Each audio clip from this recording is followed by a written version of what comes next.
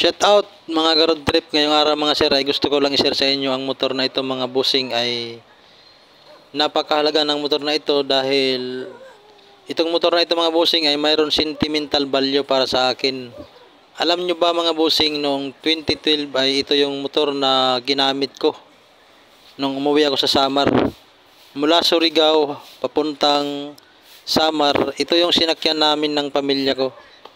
So at that time, tatlo pa lang kami, isa pa lang yung anak ko. So sa panahon na yun mga bossing, ang motor na ito ay napaka-demand. Kasi marami pang gumagamit ng ganitong model ng XRM. At pag mayroon ka ng ganitong motor noon unang panahon, o way back 2012, 2010, 2009, ay medyo sikat-sikat ka na rin mga bossing. So ngayon nire-review natin mga bossing. Ayan siya, yung telescopic niya ay replacement na yan. Naka GRP na telescopic, pero yung kanyang rim at saka yung brake niya ay ganun pa rin yan, stock pa rin. Yung kanyang makina, stock pa rin yan mga boss. Itong kanyang shifter, stock pa rin yan. Dito rin sa likod mga bossing, kahit itong mga step nut mga bossing ay step ay ano pa rin yan mga bossing, mga stock pa rin yan. Ito lahat ito mga bossing, kahit yung mga rayos nya, itong shock, stock pa rin yan mga bossing. So ayan yung sticker nya, stock pa rin yan. Nandito pa rin yung original na susian, tapos ito pa rin yung dati. So ito talaga yung nakaganito talaga yung unang model ng XRM. Hindi gagaya ngayon na patulis na yung kanyang tail light. Yung kanyang swing arms ay hindi pa rin yan napapalitan. Tsaka itong kanyang muffler, stock pa rin yan mga bossing. Itong kanyang kicker, ganun pa rin. So halos lahat dito mga bossing ay stock pa rin. Kahit yung kanyang carburetor, wala pa, hindi pa yan napapalitan.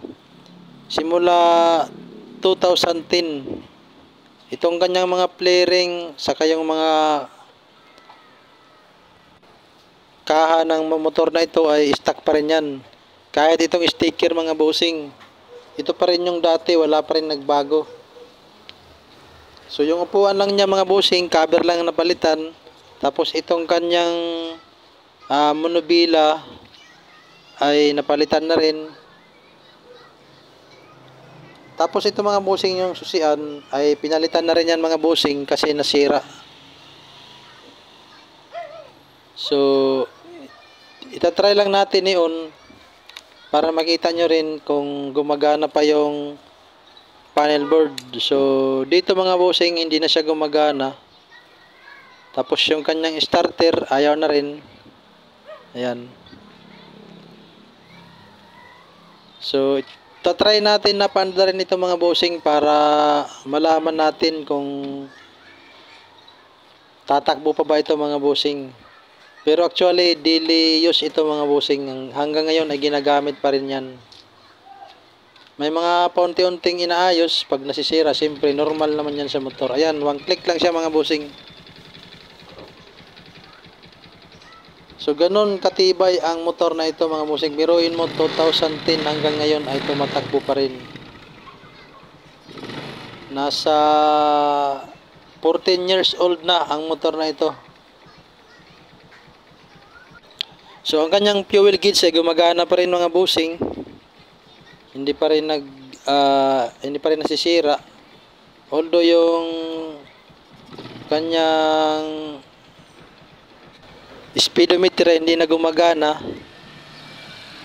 So at least nagagamit pa rin ang motor nito. So may mga ibang switches dito mga bossing na hindi na gumagana. So try natin ulit paandarin. So medyo nahirapan lang tayo magpaandar mga bossing kasi may hawak tayong camera. Pero madali lang itong paandarin mga bossing. So ayan, Yung kanyang ilaw mahina kasi wala siyang battery. Nakarekta lang yan mga bossing. So, yun ang naging istorya ng motor na ito mga bossing. At saka, itong motor na ito ay common dati. Ito yung ginagamit lagi sa bukid, service. Mula season papuntang Tagbayani. Kaya ganito yung itsura nito kasi bugbog na bugbog ang motor na ito mga bossing.